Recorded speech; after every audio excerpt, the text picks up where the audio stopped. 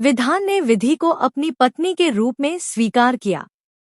जी हाँ दोस्तों, सीरियल सनम मेरे हमराज का आने वाला एपिसोड बहुत ही मजेदार होने वाला है, जहां पर यह देखने को मिलेगा कि फाइनली विधि वापस आ चुकी है। वह विधान को सारा सच बताएगी कि कैसे उसकी मां ने उसे खाई में धक्का दे दिया था। वह कहेगी कि दामिनी जी ने उसकी जान बचाई और उसकी प्लास्टिक सर्जरी करवाई।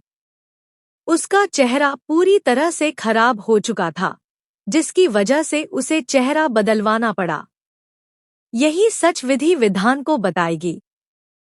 शुरुआत में विधान विश्वास नहीं करेगा, लेकिन जब विधि उनकी प्राइवेट बातें याद दिलाएगी तो उसे यकीन हो जाएगा कि वह सच में उसकी विधि ही है। इसके बाद विधान विधि को अपनी पत्नी के रूप में स्वीकार करेगा। विधि विधान से अपनी पत्नी होने का अधिकार मांगेगी और विधान उसे यह हक देगा।